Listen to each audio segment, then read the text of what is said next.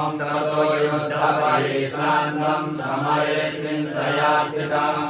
रावणं चाग्रतो दृष्ट्वा युद्धाय समुपस्थितान् स्वाहा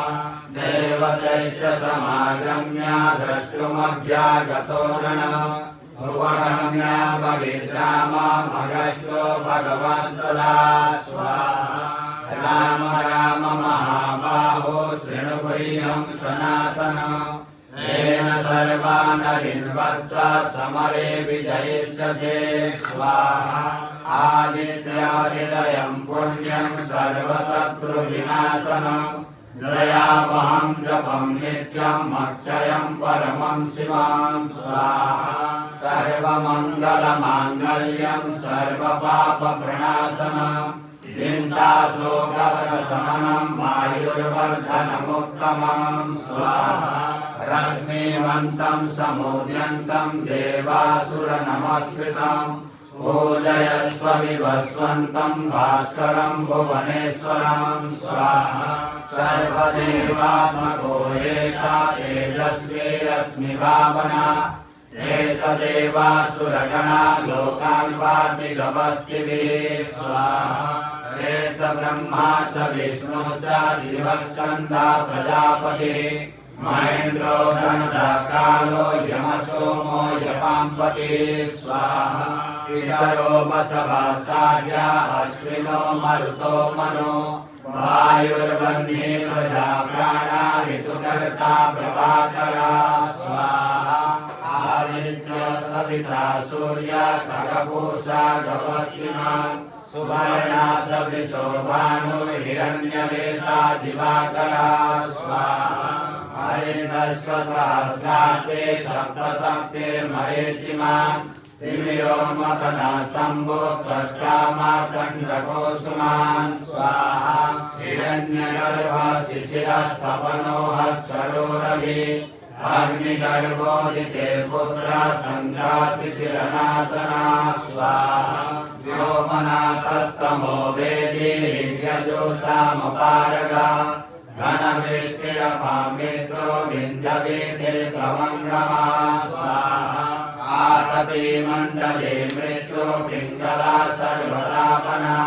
कविर्विश्वो महातेजा रक्तसर्गो भवोद्भवा स्वाहा नक्षत्राग्रहताराणामधिको विश्वभावना तेजसामपि तेजस्वी द्वादशात्मा नमोऽस्तु ते स्वाहा नमः पूर्वाय गिरये पश्चिमायाद्रये नमः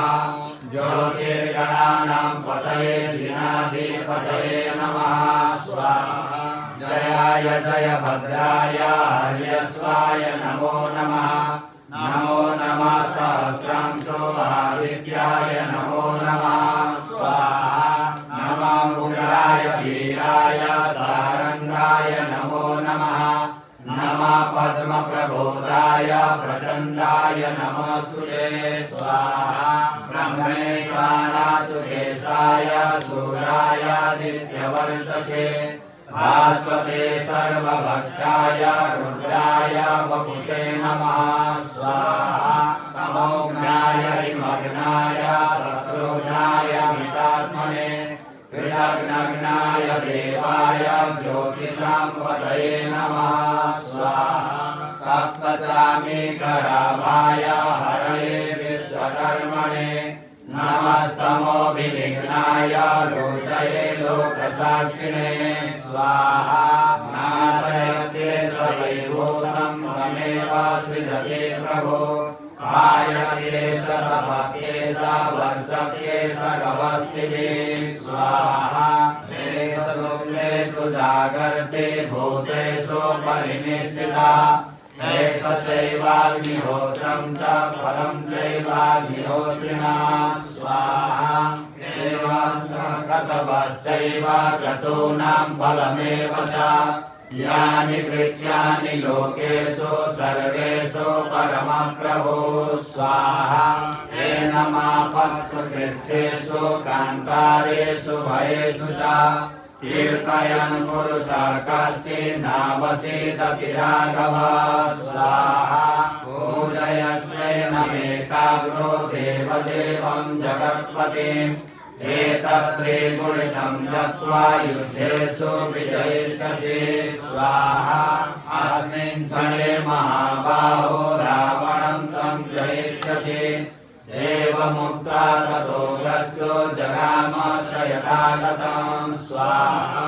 एतच्छ्रुत्वा महातेजा नष्टशोको भवत्तदा